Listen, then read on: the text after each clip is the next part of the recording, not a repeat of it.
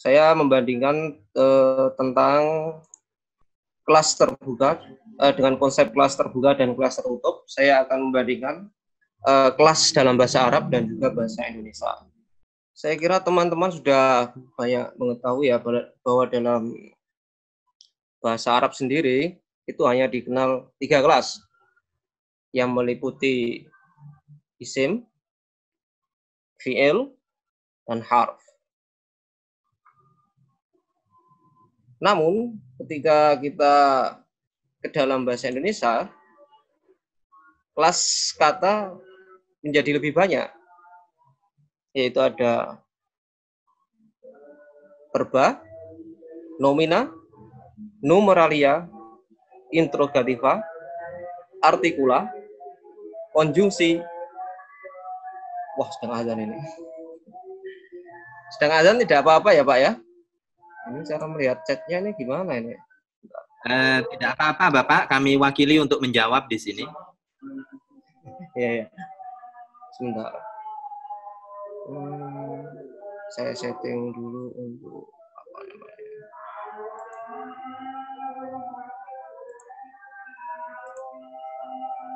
Ya, mohon maaf, ada sedikit kesalahan teknis. Saya lanjutkan lagi.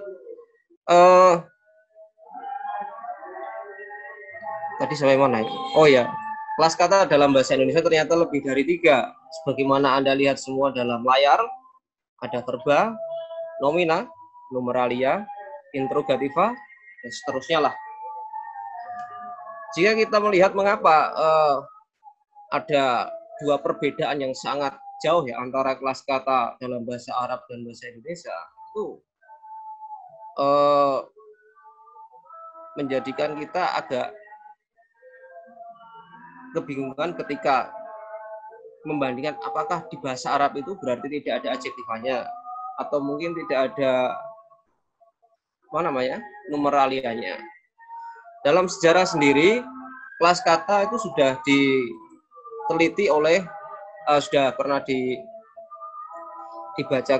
dibahas pertama kali itu oleh filsuf klasik ternama yaitu Plato. Dia membagi kelas kata itu hanya menjadi 3 yang meliputi nomina, verba, dan adjektiva.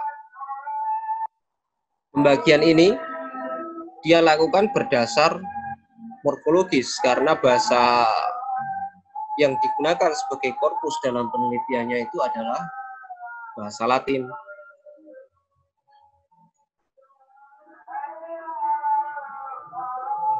Kemudian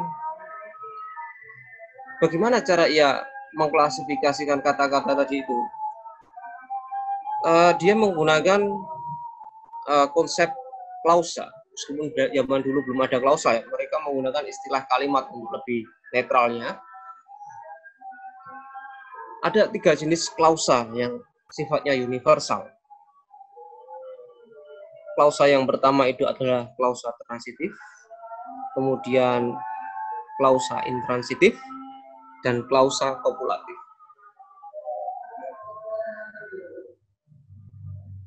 Klausa transitif itu baik transitif maupun intransitif itu pasti di dalamnya ada verba. Sedangkan untuk yang klausa kopulatif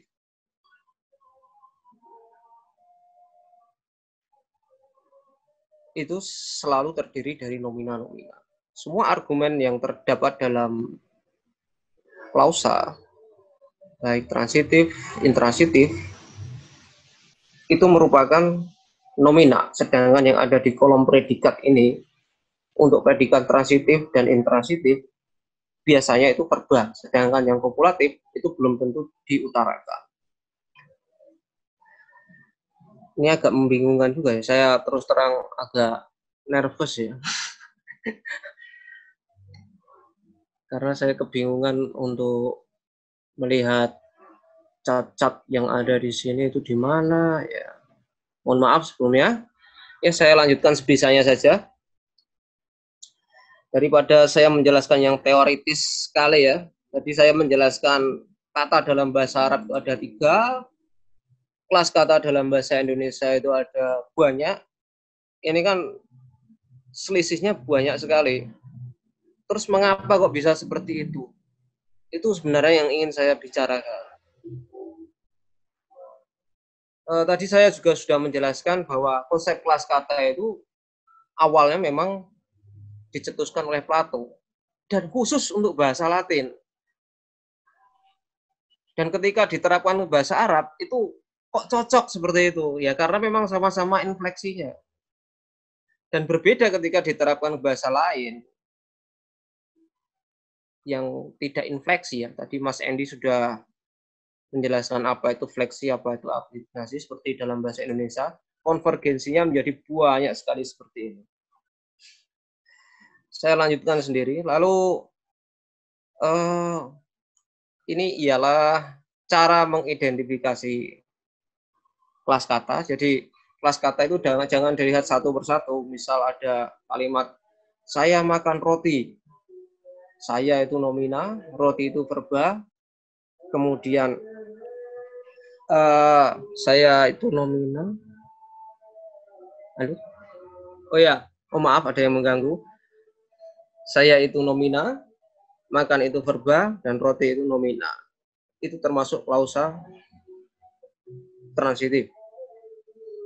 Dengan asumsi seperti itu, maka di dalam klausa itu ada dua nomina dan satu verba.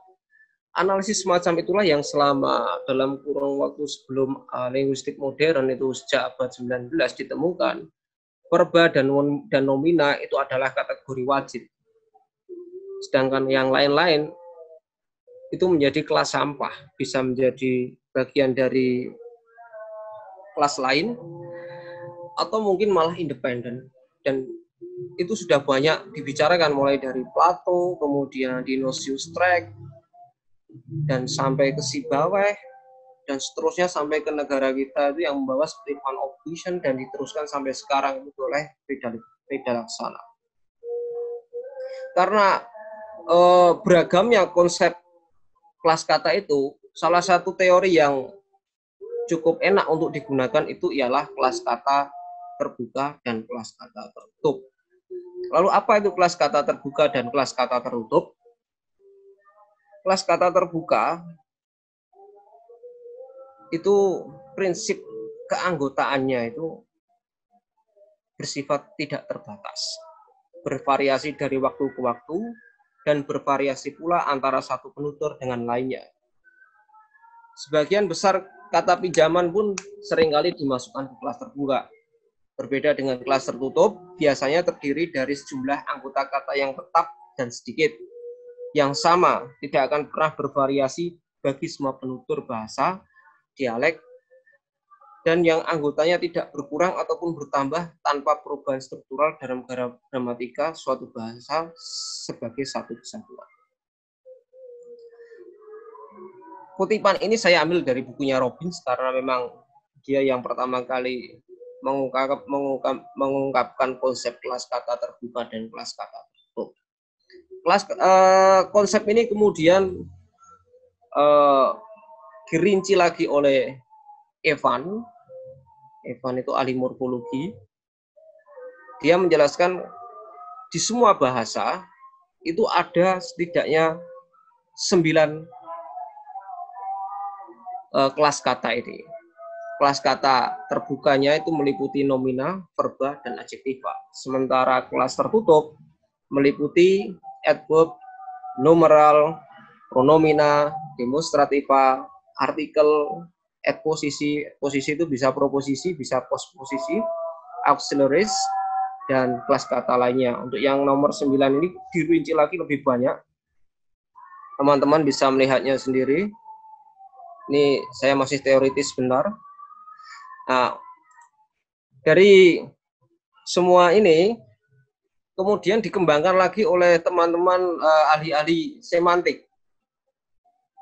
Jadi untuk nomina, verba, dan adjektiva ini pasti memiliki reference atau yang lebih kita kenal dengan istilah leksikal. Jadi kalau teman-teman ini ingin menguasai linguistik betul-betul ya, konsep ini harus dihafalkan. Kemudian untuk rincian ciri leksikalnya yang tergolong nomina itu meliputi seperti ini yang berhubungan dengan manusia, seperti anak, ibu, bapak dan sebagainya. Juga termasuk yang berhubungan dengan tubuh dan bagian-bagiannya, seperti tangan, kaki, kepala dan sebagainya. Kemudian yang berhubungan dengan tumbuh-tumbuhan dan juga bagian-bagiannya, yang berhubungan dengan binatang dan juga bagian-bagiannya, berhubungan dengan antariksa seperti bumi, bulan, bintang, matahari, siang, malam juga termasuk. Kemudian berhubungan dengan lingkungan seperti batu, sungai, hutan, gunung, pasir, dan sebagainya. Berhubungan dengan artefak seperti rumah, meja, kursi, dan sebagainya. Kemudian tipe semantis yang seringkali diasosiasikan dengan verba itu meliputi motion, gerakan seperti melempar, berlari, mengambil, mengangkat, dan sebagainya. Rest atau rest ini dalam bahasa Indonesia istirahat, tapi kalau diartikan istirahat cukup aneh. Saya artikan di sini sebagai posisi atau keadaan tubuh manusia seperti duduk, tidur, berdiri, jongkok, sujud, dan sebagainya. Effect ini kalau dalam kalau kita terjemahkan menjadi mempengaruhi itu cukup unik juga. Saya tetap bertahan di situ. Contoh-contohnya itu seperti memukul, membakar, membangun, dan sebagainya. Kemudian memberi, seperti memberi itu sendiri, menjual, mengambil, dan kata-kata yang ekuivalen selainnya. Kemudian atensi, suka, benci, mendengar, melihat, berpikir. Kata yang termasuk atensi ini juga sering diklaim adjektiva. Kemudian speaking, seperti berbisik, berkata, berteriak, mungkin mencemooh atau memuji, itu juga termasuk dalam golongan kata speaking. Kemudian yang terakhir itu adalah tipe adjektiva. Tipe adjektiva itu meliputi dimensi, seperti besar, kecil, panjang, pendek, dan sebagainya. Age, usia, seperti baru, muda, kuna, tua, dan lain sebagainya. Nilai, seperti baik, buruk, sempurna, dan pantas. Warna, ciri fisik, baik manusia, ataupun binatang, ataupun benda-benda lainnya. Ini cukup umum. Ada ciri fisik khusus manusia, seperti sehat, sakit, capek, mati, itu juga tergolong adjektiva. Kemudian kecenderungan sikap batin manusia seperti senang, sedih, cemburu, bangga, cerdas, dan bodoh. Kemudian kecepatan, cepat, lambat, pelan. Mungkin dalam bahasa lain ada leksikon tersendiri yang berarti yang nggak begitu cepat, yang nggak begitu lambat, tengah-tengahnya seperti dalam bahasa Arab itu ada. Kemudian kesulitan seperti mudah, sukar, sederhana, dan lainnya. Lalu apa manfaat teori tentang kelas terbuka dan kelas tertutup ini? Dari teori ini sendiri saja mungkin ya bisa dikatakan sangat luas. Ketika saya memilih topik disertasi, saya memilih tentang adjektiva. Karena dalam bahasa Arab itu nggak ada adjektivanya. Sebagaimana kita ketahui, dalam bahasa Arab sendiri kan ya ada harf, fi'il, dan isim. Kira-kira adjektivanya ini di mana ini? Kalau dalam bahasa Indonesia, adjektiva jelas. Di sini dicantumkan adjektiva. Dalam bahasa Arab, penggolongan katanya itu bersifat morfologis. Semua kata yang terkena infleksi verba itu tergolong verba. Entah itu kelasnya itu asalnya nomina, asalkan terkena infleksi verba, maka dia itu verba. Berbeda halnya dengan isim. Isim ini dapat berarti kalau dalam penelitiannya siapa namanya Asaki itu membandingkan bahasa Arab dan bahasa Jerman. Dia menjelaskan bahwa isim ini bisa berarti nomina, bisa berarti konjungsi, bisa berarti preposisi. Kalau contohnya yang konjungsi itu, semisal kalau yang dari contoh isim yang substantif ya, yang mutlak, batu, hajarun. Kalau di sini ada rojulun, baitun. Kemudian ada konjungsi. Kenapa konjungsi tergolong sebagai isim? Ya karena terkena infleksi nomina. Sebagai contoh ada kata allazi yang misal alladzina hum fi sholatihim. Alladzina itu karena mengapa alladzina? Alladzina itu konjungsi tapi terkena infleksi plural. Jadi dia tergolong sebagai isim. Kemudian bisa jadi preposisi. Sebagai contoh ada isim namanya isim makan, isim dzorof makan. Seperti contoh itu fauko. Fauko itu artinya di atas, kemudian janiba itu di samping. Mengapa dikatakan sebagai isim bukan sebagai preposisi? Karena terkena infleksi lagi. Sebagai contoh dalam Al-Quran itu ada bijanibihi, di sampingnya. Infleksinya itu terletak di bunyi akhirnya, bijanibihi. Seperti itu. Mohon maaf ya, saya nggak menampilkan contoh, hanya di awang-awang. Nanti saya tampilkan contoh di sini saja.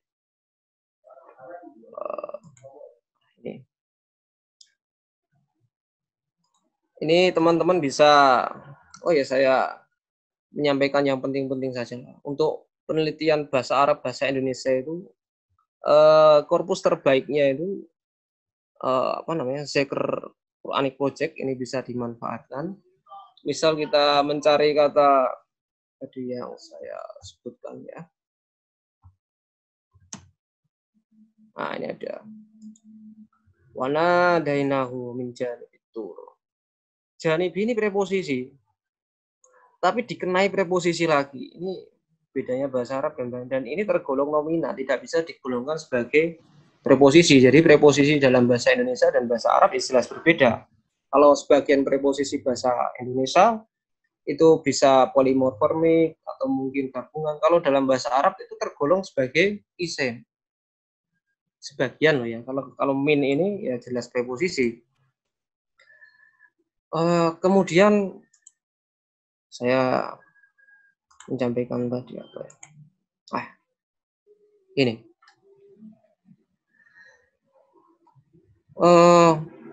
Isim itu juga bisa berarti konjungsi. Nah, isim pronomina. Pronomina itu termasuk kelas tertutup. Tapi dalam bahasa Arab, pronomina itu bisa terkena infleksi juga. Jadi dia digolongkan sebagai isim. Tapi tidak semua yang tergolong isim itu direalisasikan dalam isim juga. Semisal, ini termasuk dalam penelitian saya, kata badan ya. Kita tahu bahasa Indonesia menyerap kata badan dan itu nominal. Tapi di dalam bahasa Arab sendiri, ini teman-teman bisa juga download Kamus Al-Munawir yang sudah didigitalisasi. Di sini kita cari entry badan 127. Apa namanya? Korpus Al-Qur'an tadi. Ini cukup ya untuk penelitian teman-teman bahasa Arab mungkin sangat membantu. Tadi yang saya contohkan tadi, preposisi dalam bahasa Indonesia itu belum tentu preposisi dalam bahasa Arab. Contohnya ini ada kata janib. Janib ini terkena infleksi sehingga dia tergolong sebagai isim. Sedangkan apa yang kita anggap nomina dalam bahasa Indonesia, misal kata badan seperti itu belum tentu nomina dalam bahasa Arab. Kita contohkan. Saya pindah new share, ya kamus. Nah,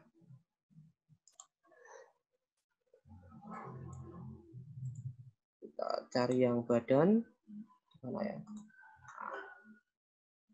53.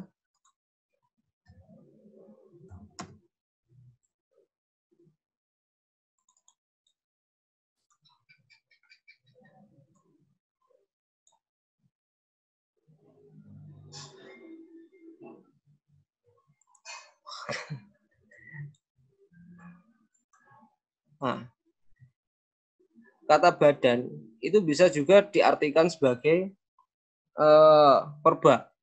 Misal kamu untuk menyatakan kamu punya badan besar, mereka menggunakan baduna dan ini tergolong sebagai fiil. Jadi konsep kelas terbuka dan kelas tertutup, khususnya kelas terbuka ini apa yang Anda anggap sebagai nomina, itu belum tentu nomina dalam bahasa lain. Oleh karena itu, istilah leksem perlu dibedakan dengan bentuk kata. Karena bentuk kata itu bisa mengacu ke verba, nomina, sedangkan leksem itu juga sama. Jadi ada ketumpangtindihan di situ. Dan pengkategorian kata dalam bahasa Arab itu didasarkan pada berdasarkan pada infleksinya, sebagaimana saya katakan. Sedangkan untuk bahasa Indonesia yang dilakukan oleh yang terakhir itu yang paling keren menurut saya itu dari Pak Gede Dalang sana, itu berdasarkan teori sintaksis. Jadi tidak match. Ketika Anda membandingkan adjektiva bahasa Arab dan bahasa Indonesia, pasti di situ gap-nya luar biasa. Karena badan ini juga bisa berarti adjektiva. Di sini ada kata al-badinu, wal-badinu, wal-mibdan. Ini bentuk adjektivanya, ini bentuk nominanya, dan ini bentuk verbanya. Sama-sama badan, tapi bisa direalisasikan dalam bentuk-bentuk yang berbeda. Nah, itulah yang saya sedang teliti sekarang dan mungkin ya tidak akan pernah ada selesainya. Jadi ada pembatasan di situ. Selain itu saya juga akan membagikan sedikit beberapa informasi yang penting, bukan penting, bermanfaat lah untuk kita semua. Pertama itu di sini ada Quran Corpus, ini berisi korpus Al-Quran. Untuk yang bahasa Inggris sudah dibagi part of speech-nya. Bahasa Arab sendiri itu korpusnya adalah sebentar ya, saya share dulu. Ini korpus Al-Quran yang berbasis website. Ini sangat bermanfaat untuk teman-teman yang meneliti tentang part of speech dalam bahasa Arab karena ini sudah dianotasi, bisa dimanfaatkan. Kemudian ada juga Kamus Al-Ma'ani. Ini isinya lebih banyak, cuma tidak begitu spesifik. Bisa berisi tentang berbagai cabang keilmuan, kosakata cabang keilmuan, dan juga koran. Kemudian ada Arabic terminologi. Ini berisi kamus, tapi Eka Bahasa Arab cukup rumit, terdiri dari 6 kamus besar yang sudah didigitalisasi. Itu adalah presentasi saya, semoga bermanfaat.